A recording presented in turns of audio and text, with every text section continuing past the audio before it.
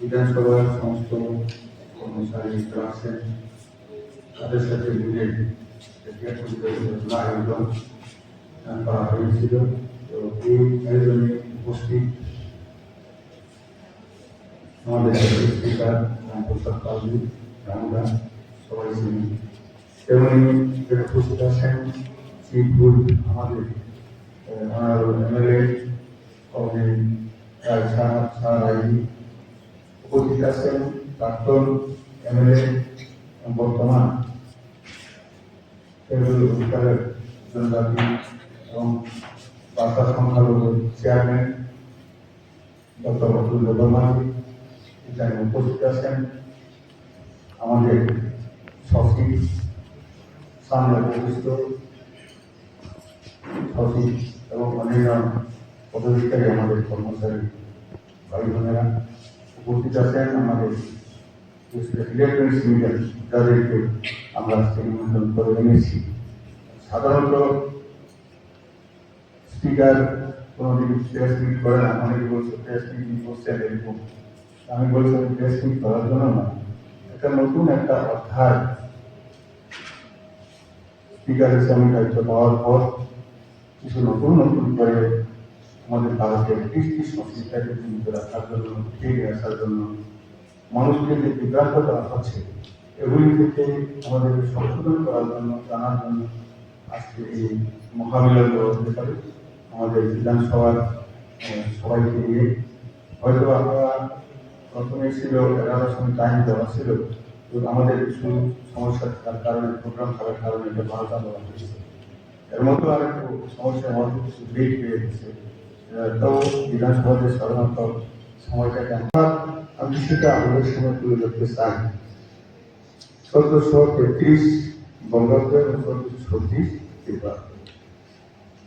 এখানে আমরা দেখেছি যে পশ্চিমী দুনিয়ার যে কালচারের মিশ্রণে ইংরেজি নববর্ষতে আমরা হ্যাপি নিউ ইয়ার মতো রকম করে গেলাম, কিন্তু আমাদের যে বঙ্গাব্দ এবং ত্রিপুরাব্দ এখানে একটা স্বাধীন গুজরাট, স্বাধীন বাংলাদেশে, বঙ্গদেশে যে কালচারগুলি আছে ভুলে, তো এইগুলি আমাদের সঠিক তথ্য জানতে হবে। তারপরে এই সুযোগে বহির্জগতে অর্থাৎ পশ্চিম দুনিয়ার যে 200 বছর ইংরেজ শাসন করে গেছে এবং লক্ষ লক্ষ মেট্রিক টন সোনা লঙ্কা ভারতবর্ষ থেকে লুট করে নিয়ে গেছে, পৃথিবীর সব থেকে মূল্যবান ভূমিও আমাদের ভারতবর্ষ ছিল, এটাকে ব্রিটিশ লুট করে নিয়ে গেছে।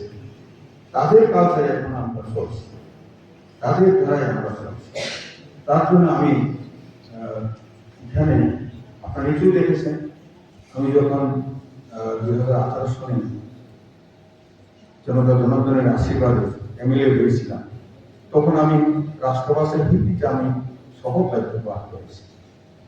তেমনি স্পিকার হিসাবে গত মার্চ মাসের 18 তারিখে সবাই সমস্ত দল আমাকে বিনা প্রতিদ্বন্দ্বিতার মধ্যে চয়ন করে যখন বসিয়েছিলেন, তখন আমি হিন্দিতে বিষয়টা ধন্যবাদ জানানোর জন্য বলেছিলাম।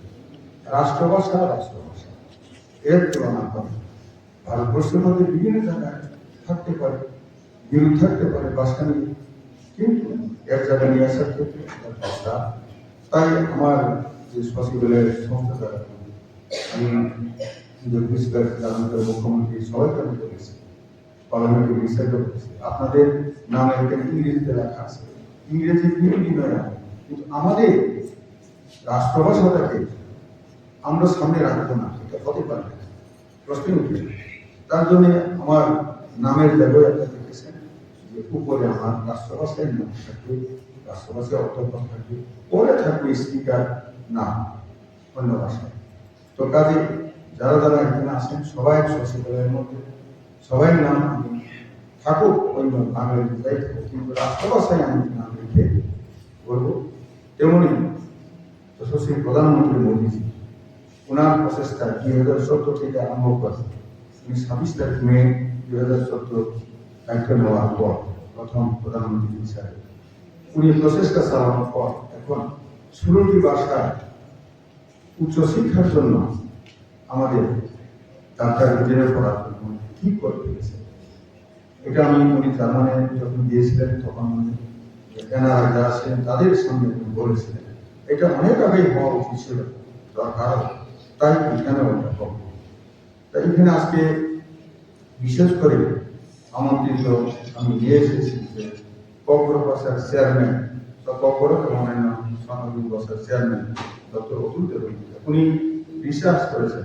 আপনাদের সামনে হয়তো বা এখানে পাওয়ার পয়েন্ট প্রেজেন্টেশন থাকার আপনারা ভালো করে দেখতেন বা আপনারা হয়তো অভ্যস্ত নাও হতে পারে, কিন্তু উনি যে তথ্যগুলি দিয়েছেন এগুলি সঠিক তথ্য।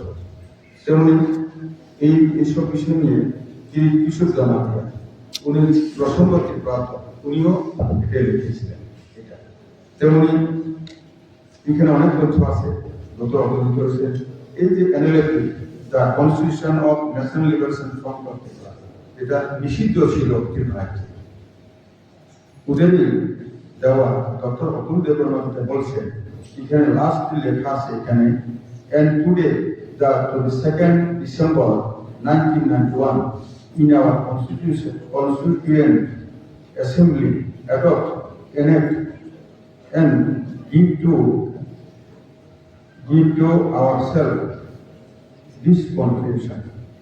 যেটা উনি তথ্য তুলে ধরেছেন যে এলএলটির গঠনতন্ত্রটাকে যেদিন ওরা অ্যাকসেপ্ট করেছে, যেমন আমাদের 26 জানুয়ারি আমাদের সংবিধানকে গঠন করে ওইটাকে ওরা তীব্রতাকে সরিয়ে নিয়ে গিয়েছে কিছু লোক যারা সমাজে গ্রহণযোগ্যতা নেই, ওরা এটাকে ডিসেম্বর 22 তারিখ তীব্রত বলে নতুনভাবে সৃষ্টি করতে চেষ্টা করছে। আমি আজকে আমাদের মিডিয়ার মাধ্যমে যারা লিখে দেখছেন সারা ভারতবর্ষের মধ্যে যারা আছে ত্রিপুরার মধ্যে অনেক লেখা রয়েছে, আপনাদেরকে আমি অনুরোধ করব যে আপনারাও এই তথ্যটা পয়লা বৈশাখেই যে আমাদের নতুন বছর শুরু, এটার সপক্ষে আপনি নিন, লেখালেখি করুন, বিভিন্ন জায়গায় নিয়ে যান। ত্রিপুরা যেমন 3 বছর আগে এখানে আরেকবার গুলিয়ে দিয়েছে সাম্প্রদায়িক সম্পত্তি নষ্ট করা হয়ে। ওরা বলছে যে ত্রিপুরা তো নাকি পৌষ মাসে ছিল, কিন্তু বাঙালির মানে চতুরতার কারণে এটাকে বৈশাখ মাসে বাঙালির সাথে মিলিয়ে ত্রিপুরাকে বানিয়েছে। এই বিষয়ে ওনারা বলার পর আমি সন্ধ্যা আমার ঠিক দাদাকে মনে নেই সুপারিবার দশরথ যে মেমোরিয়াল কমিউনিটি হল জমা দেওয়া হওয়ার মাধ্যমে একটা সেমিনার হয়েছে।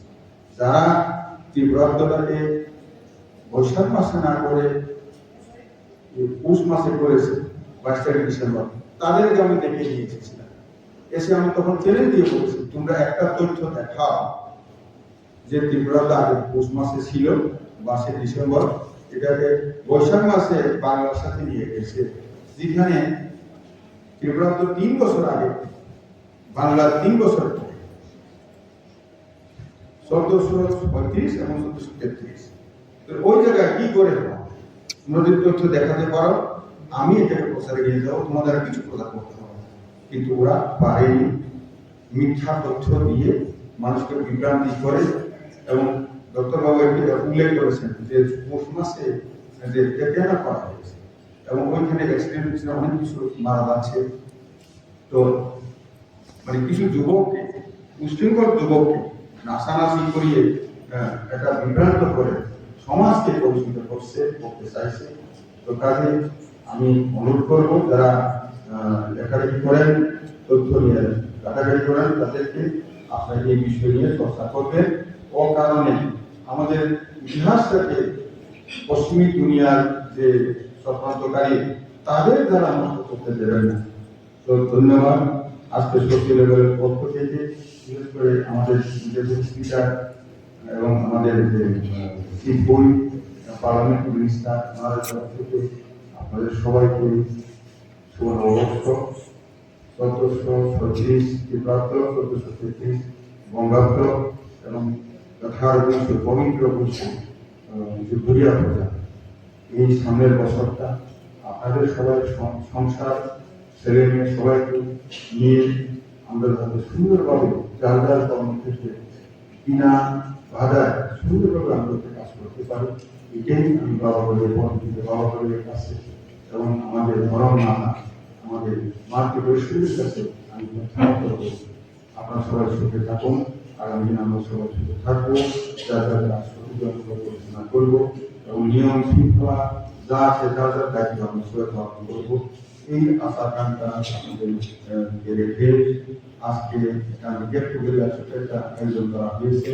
এটা নতুন বছরের জন্য সবাইকে শুভেচ্ছা জানাচ্ছি। সবাই কিছু নেবেন, নিয়ে যাবেন এবং নিশ্চয়ই আগামী দিন আমরা বিভিন্ন অনুষ্ঠান হলে পর আমরা করবো। এবং আমাদের সিপিএ হতে যাচ্ছে আগামী জুলাই মাসে হয়তো 23 থেকে 27 মধ্যে হবে। ওইখানেও যা যা যার দরকার যখন আপনারা থাকবেন তখন যাতে সবাই সহযোগিতা করে বাইরে থেকে যারা আছে পার্লামেন্ট থেকে যারা আছে তাদেরকে আমরা যাতে সুস্থভাবে এখানে সুন্দর একটা ত্রিপুরা টুরিস্টের প্লেস যাতে পাওয়া যেতে পারে এটা আমরা করবো। এই আশার তাদের সঙ্গে ধন্যবাদ জানিয়ে নববর্ষের শুভকামনার সাথে আমার বক্তব্য সমাপ্ত করছি। জয় বাবা জয় মা, ধন্যবাদ।